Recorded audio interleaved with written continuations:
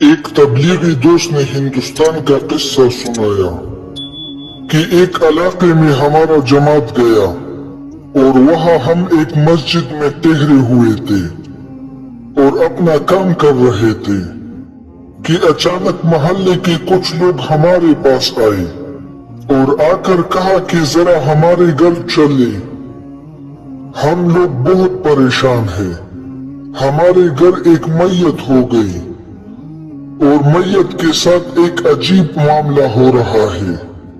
کہتے ہیں کہ ہم سب لوگ ان کے ساتھ چلے گئے۔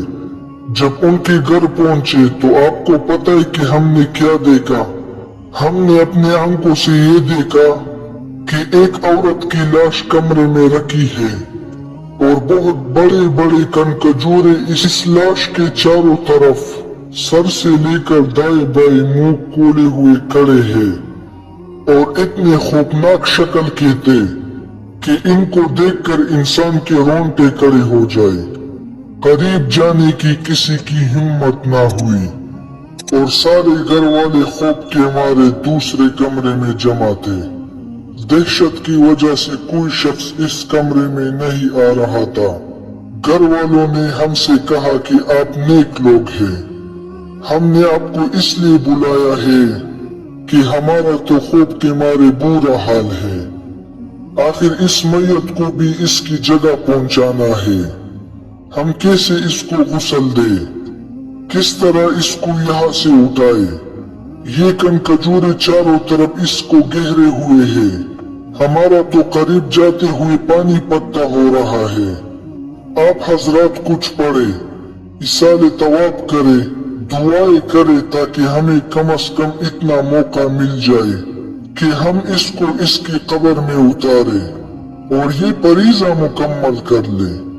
کہتے کہ ہمیں بھی خوف محسوس ہوا، لیکن ہم دیکھتے ہی سمجھ گئے تھے کہ اس کو کسی گناہ پر عذاب ہو رہا ہے، اس کو اللہ تعالیٰ نے ہمیں عبرت کے لیے ظاہر کیا ہے۔ کہتے ہیں کہ ہم سب لوگ ایک کونے میں بیٹھ گئے اور اس کے لیے استغفار کرنے لگے اور اللہ تعالیٰ سے دعائیں کرنے لگے کہ یا اللہ اتنی مہربانی فرما اور اتنی دیر کے لیے اس عذاب کو عطا دے کہ ہم اس کو غسل دے، کفن دے کر اس کو قبرستان تک پہنچائے اور قبر میں دفن کر لے اور یہ فریضہ مکمل کر لے۔ اور اس کے بعد کافی دیر تک ہم پڑھتے رہے، استغفار کرتے رہے، دعائیں کرتے رہے، روتے رہے، آنسو بہاتے رہے۔ کافی دیر کے بعد دیکھا کہ وہ سب کنکجورے اچانک میت کو چھوڑ کر ایک کونے میں جمع ہو گئے۔ بس ہم نے کہا کہ اب اللہ کی رحمت آ گئی، اس نے اپنا فضل فرمایا، اب تم لوگ اس کو غسل دو، کفن دو۔ اور فرماتے کہ ہم نے غسل اور کفن دے کر اس کی نماز جنازہ ہو گئی، لیکن جب ہم اسے قبرستان میں لے کر دفن کرنے لگے نا تو ہم نے پتہ ہی کیا دیکھا؟ جب ہم اس کو قبر میں اتارنے لگے تو وہ کنکجورے قبر تک پہنچ گئے تھے اور ایک کونے میں جمع ہو گئے۔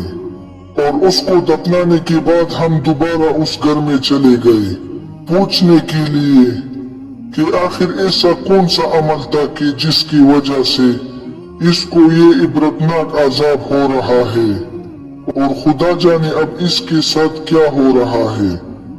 تو اس کی ماں نے کہا کہ وہ تو نیک سالک نہیں تھا، بے نمازی تھی، لیکن ایک بات جو مجھے یاد آتی ہے، شاید اس کی وجہ سے اس پر عذاب ہو رہا ہے، وہ یہ کہ یہ ٹی وی دیکھنے کی بڑی شوقین تھی۔ ایک دن وہ ٹی وی دیکھ رہی تھی اور اس وقت ایک پروگرام آ رہا تھا، ایک رقاصہ ایک خاص گانا گا رہی تھی اور وہ گانا اس لڑکی کو بڑا پسند تھا اور اسی دوران اذان شروع ہو گئی۔ تو میں نے اس سے کہا کہ بیٹی اذان ہو رہی ہے، اللہ کا نام بلند ہو رہا ہے، اس گانے کی آواز کو بند کر لو، ٹی وی کو بند کر دو۔ اس نے کہا کہ اماں جان अजान तो रोजाना होती है, लेकिन ये प्रोग्राम और ये गाना फिर कहाँ आएगा? तो मुझे लगता है बज़ाहिर यही मालूम होता है कि मरते ही ये अजाब जो शुरू हुआ है इसी वजह से, इसी गुनाह की वजह से हो रहा है।